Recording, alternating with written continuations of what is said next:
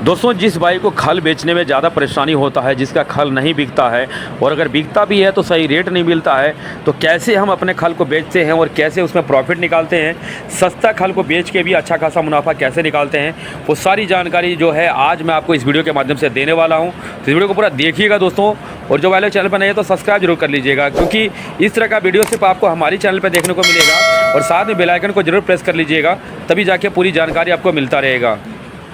नमस्कार दोस्तों, जय हिंद। मैं Vipin Rawat, BK tech channel में आप सबका स्वागत है। दोस्तों, जैसे कि आप लोग इतने दिनों से कमेंट करते हैं बार बार कि हम लोगों का खल नहीं बिकता है, काफ़ी दिनों से स्टॉक पड़ा हुआ है 10 टन 5 टन जितना भी आप लोगों के पास क्वांटिटी में स्टॉक है, और साथ में आप लोग कहते हैं कि अगर बिकता है तो रेट सही नहीं देता है। 20 रुपया 22 रुपया, कई भाई लोग ऐसे कहते हैं कि 18 रुपया का भी भाव मिलता है। तो दोस्तों देखिए, भाव की पहले मैं आपको एक बार खुलासा कर देता हूं कि जिस कंडीशन में, जिस एरिया में जहां सरसों जिस भाव में चलता है, खल का रेट उसी हिसाब से तय होता है। रेट के बारे में सबसे पहले आप ये समझ लीजिए, अगर मान चलिए कि आपने 6000 से ऊपर में अगर सरसों की ख़रीदारी की, अगर 6100 या 6200 रुपये का भाव में अगर सरसों की ख़रीदारी किया, तो दोस्तों इस कंडीशन में क्या आप 18 रुपया या 20 रुपया के भाव में खल बेच पाएंगे? अगर बेचेंगे तो दोस्तों खल के साथ साथ में मिल भी बिक जाएगा। इस बात को पहले समझिए। इतना सस्ता ऐसे खल नहीं बिकता है कि आप जैसे कमेंट करते हैं कि अगर 6000 का भाव में सरसों खरीदें और खल का भाव 18 रुपया लगा रहा है, तो ऐसा कभी नहीं हो सकता है। कोई भी व्यापारी इतना भाव को तोड़ के नहीं लेगा खल को। तो दोस्तों देखिए, भाव को सबसे पहले समझिएगा। खल को उसी हिसाब में सौदा होता है जिस हिसाब में सरसों चलता है। और ये जो तेल और खल बेचने की जो समस्याएं हैं ना, ये सबसे ज़्यादा मिनी प्लांट वालों को होता है, जिनके पास 2 एक्सपेलर, 1 एक्सपेलर या 3 एक्सपेलर हैं। इन लोगों के पास सबसे ज़्यादा समस्या होता है, क्योंकि बड़े प्लांट वाले के पास, जिसके पास 40-50 टन की जो कैपेसिटी के प्लांट है, उन लोगों को ना तो तेल बेचने में दिक्कत आता है ना तो खल बेचने में, क्योंकि प्रॉफिट वो लोग हर हाल में निकालते हैं और अच्छा खासा निकालते हैं। जैसे कि मैंने आप लोगों को पहले भी बता दिया। अब आप मेरा ही देख लीजिए, इस कंपनी में पहले आपको दिख रहा था कि ट्रोला में यहाँ से खल जा रहा था, ट्रोला में तो खर जाता ही है, लेकिन आप देख लीजिए लोकल एरिया के जो मंडी के जो छोटे छोटे व्यापारी हैं, जिनका खुद का जो दुकान है, जिनका जो ये बाट भंडार वाले जो दुकान है, जो पशुओं के लिए लेके जाते हैं, वो सब खुद भी यहाँ से आकर के अपना ब्रांड में इस कंपनी का खल जो होता है उसको पैक करके यहीं से ले जाता है। आप देख लीजिए, खल तो यहाँ का है और ब्रांड उनका हो गया। तो इस तरीके में क्या है दोस्तों, देखिए, ना तो इस कंपनी को ट्रांसपोर्ट चार्ज देना पड़ा, ना तो कोई मजदूरी कॉस्ट लगा, सिर्फ इनका खल लगा। और खल देख करके भी एक इस जगह पे इस समय में 27 रुपये का भाव में ये खल जो है कट्टे में गया। अब आप समझ लीजिए, अभी जो है 6100 रुपये का भाव में सरसों चल रहा है। अब अगर सॉल्वेंट में जाता है तो दोस्तों यही खल अभी 29 रुपये का भाव में जाता है, लेकिन यहाँ पे गया 27 रुपये का भाव में, क्योंकि इसमें कोई खर्चा नहीं जुड़ा कंपनी का। और एक चीज़ आप लोग और समझ लीजिए, खल को ज़्यादा दिन स्टॉक करके नहीं रख सकते हैं। कई भाई लोग कहते हैं कि मेरा 4 महीना का खल स्टॉक पड़ा हुआ है। दोस्तों देखिए, अगर ज़्यादा दिन का खल हो जाएगा तो खल में क्या एफएफ बन जाता है, और एफएफ बन जाने के बाद खल के जो है पैसे कटते हैं। अगर आप सोचेंगे कि हम अगर साल भर खल को स्टॉक करके रख लेंगे, तो खल स्टॉक नहीं किया जाता है दोस्तों। इस बात को समझिएगा, स्टॉक नहीं कर सकते हैं खल को ज़्यादा दिन। अगर ज़्यादा पुराना खल हो जाएगा तो कोई भी कंपनी वाला आपका खल को नहीं लेगा, इस बात को समझिएगा। तेल में कोई दिक्कत नहीं आता है, तेल को आप चाहे 2 साल भी रख लीजिए, स्टॉक कर लीजिए, कोई दिक्कत नहीं है। तेल अगर पुराना रहता है तो वो भी अच्छा खासा रेट मिलता है, लेकिन अगर क्वालिटी सही रहेगा तो ही तेल भी स्टॉक होगा। बड़े बड़े कंपनी में हर चीज़ को चेक करके लिया जाता है, इस बात को आप समझिएगा। खल हो या तेल हो, जिस तरह की सरसों की चेकिंग हो करके सरसों की ख़रीदारी होती है, उसमें भी लैब मॉइस्चर देखा जाता है, डस्ट देखा जाता है। उसी तरह खल में भी चेक होता है, उसमें भी एफएफ चेक करते हैं, उसमें भी मॉइस्चर चेक करते हैं। उसमें भी अगर आपके खल में अगर छना हुआ सरसों नहीं चला है, अगर आपने बिना छनाई किया हुआ सरसों की ही अगर पेराई कर दिया, और अगर उस तरह का खल अगर आप बेचेंगे तो दोस्तों उसमें भी आपका पैसा कटेगा। तो खल को बेचने के लिए भी काफ़ी चीज़ों का ध्यान रखना पड़ता है, इसे ही खल का रेट नहीं मिलता है। अब मैं आप लोगों को बेचने के बारे में बता देता हूं कि इसको बेचना कैसे है। अगर आप लोगों को भाव कम मिलता है, दोस्तों देखिए, कुछ ऐसी चीज़ें होती है, कुछ ऐसे बातें होते हैं जो बड़े मिल में जिस तरह से होता है आप लोग नहीं कर पाइएगा, क्योंकि वो सब चीज़ करने के लिए भी काफ़ी चीज़ों का ज़रूरत पड़ता है। तो वो सब बात मैं आपको वीडियो के माध्यम से नहीं बता सकता। कुछ ऐसे सीक्रेट बातें होती है जो अगर वीडियो में बता दूं तो दोस्तों देखिए काफ़ी ज़्यादा इशू बनता है। लेकिन फिर भी अगर आप कमेंट करेंगे तो, और अगर आप मेरे व्हाट्सअप नंबर में दे देता हूं, अगर आप लोग पर्सनली अगर आप लोग जानकारी चाहते हैं तो मेरे व्हाट्सअप पे जुड़ करके आप इसके बारे में जानकारी ले सकते हैं कि क्या कुछ होता है इस सब मिलों में, बड़े बड़े जो भी फॉर्म है वहाँ पे क्या कुछ होता है।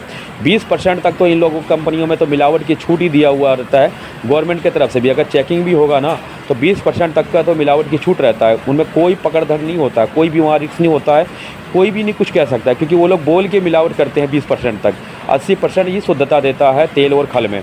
तो ये सब चीज़ों का थोड़ा अलग टॉपिक हो जाता है, मैं आपको कभी और कोई और वीडियो में जानकारी दे दूंगा। क्योंकि दोस्तों देखिए, हमारे चैनल पे आपको वो सारी चीज़ों की जानकारी मिलता रहेगा समय समय पे, जो आपको कहीं और नहीं मिलने वाला है। इसलिए मैं बार बार कहता हूँ, अगर आप हमसे जुड़े रहेंगे तो ही जानकारी मिलता रहेगा। बेचने के बारे में दोस्तों देखिए, कंपनी में क्या करते हैं, बड़े कंपनी की बात बता देता हूँ, जैसे हम लोगों का ये सब कंपनी है, अगर भाव तोड़ दिया, अगर रेट अगर टूट के मिल रहा है, तो देखिए क्या होता है, हम लोग क्या करते हैं, इसमें मॉइस्चर बढ़ाते हैं। आप समझिएगा, अगर मॉइस्चर बढ़ाएंगे तो मॉइस्चर बढ़ाने से क्या होता है दोस्तों, वज़न बढ़ता है। आप समझिएगा, अगर 27 रुपये का भाव में अगर हमको खल बेचना है और हम चाहते हैं कि हमें जो है 1 रुपया और हमें बढ़े के मिले, यानी कि 28 के लगभग में हमें प्रॉफिट निकले, तो हम उसमें मॉइस्चर बढ़ाते हैं खल में। अब खल में मॉइस्चर कैसे बढ़ाते हैं दोस्तों, देखिए इस टॉपिक का वीडियो थोड़ा लंबा हो जाएगा, अभी क्या प्रोसेस उसका थोड़ा अलग होता है। आप लोगों के पास वो सब चीज़ का व्यवस्था नहीं है तो आप लोग उस तरह का नहीं कर पाएंगे, लेकिन फिर भी मैं आपको कह देता हूँ, क्योंकि अगर वीडियो बना रहे हैं तो जानकारी देना हमारा फ़र्ज़ है, मैं आपको बता देता हूँ। मॉइस्चर क्या होता है दोस्तों, देखिए पूरा जब तेल का निचोड़ हो जाता है, अगर इस तरह से अगर आप मॉइस्चर बनाएंगे तो आपका जो है खल में तेल चला जाएगा, आप तेल नहीं रोक पाएंगे, तो फिर उससे ज़्यादा और नुकसान हो जाएगा। तो हम लोग जो खल जो पूरा फनल हो जाता है, यानी कि जो खल फनल कर देते हैं, उसके बाद उसमें से मॉइस्चर बनाया जाता है, यानी कि तेल निकालने के बाद जो खल बचता है उस खल में हम लोग नमी बनाते हैं, और नमी बनाने के कारण जो है खल का वज़न बढ़ता है, और खल का वज़न बढ़ने के कारण जो है हम लोग को, आप समझ सकते हैं, अगर वज़न बढ़ गया तो पैसा ऑटोमेटिक बढ़ जाएगा। तो इस तरह से जो है बड़े मिल में काफ़ी चीज़ों का जो है थोड़ा कुछ सिक्योर बात होता है, जो खुल के नहीं बताया जा सकता कि कैसे करते हैं, लेकिन मैं आपको बता दिया। आप हमारे व्यूवर्स हैं, हमारे वीडियो देखते हैं कंटिन्यू, आप हमारे पर विश्वास करते हैं, इसीलिए मैं आप लोगों को ये सब चीज़ जानकारी देता हूं कि अगर आपका भाव टूट के मिलता है और अगर आपके पास खल का स्टॉक हो चुका है, ज़्यादा दिन खल हो गया है, तो आप उस खल को दोबारा से एक बार एक्सपेलर में पेराई करिए मॉइस्चर के साथ। इतना मॉइस्चर बना दीजिए कि अगर आपका खल अगर 2 रुपया डाउन भी देता है तो आपका प्रॉफिट आ जाए। आप समझ लीजिएगा कि अगर 2 रुपया डाउन भी दे तो भी प्रॉफिट आ जाए, और खल को अगर एक्सपेलर में निकाल दीजिएगा दोबारा, तो वो वापस से खल जो है ताज़ा हो जाएगा। यही होगा, थोड़ा बिजली कॉस्ट आएगा, लेकिन उतना जो है प्रॉफिट वो दे देगा आपको।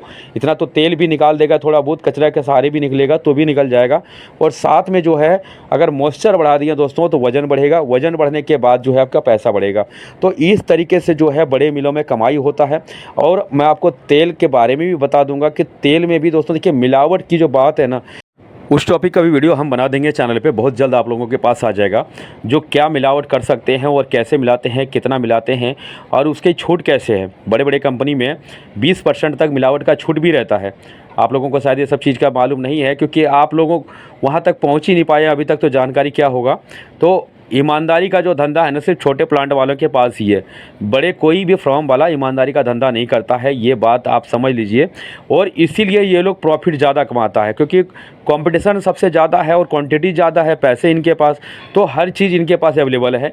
ये हर चीज़ मिलावट भी कर लेते हैं अच्छा तरीक़ा से, क्योंकि मिलावट करने के लिए भी काफ़ी चीज़ों का ज़रूरत पड़ता है। आप समझेंगे कि यूँ ही मिलावट हो जाता है, तो ऐसा मिलावट भी नहीं होता है। ऐसे कुछ भाई लोग हमारे पास कमेंट भी करते हैं कि सर हमने क्या ये मिला लूँ, ये मिला लूँ, तो दोस्तों देखिए ऐसे मिलावट भी नहीं होता, इस बात को भी आप समझिएगा। तो मैं आपको बता दूंगा, उसके लिए थोड़ा इंतज़ार कीजिए, वो वीडियो भी आने वाला है आपके पास। आज के लिए जो जानकारी देना था मैंने आपको दे दिया दोस्तों। अगर खल ज़्यादा दिन का पुराना हो गया है तो आप बहुत जल्द उसको जो है सेल कर दीजिए, एक बार उस खल को फ्रेश कर लीजिए, खल में थोड़ा नमी रखिए, तभी जाके जो है वज़न बैठेगा, और वज़न बैठेगा तो पैसे भी बनेंगे। दोस्तों वीडियो अच्छी लगी तो लाइक कर दीजिए दोस्तों, और भी कोई जानकारी चाहिए तो कमेंट कीजिएगा, मैं आप लोगों के कमेंट के अकॉर्डिंग ही वीडियो बनाता रहूँगा। धन्यवाद दोस्तों, जय हिंद।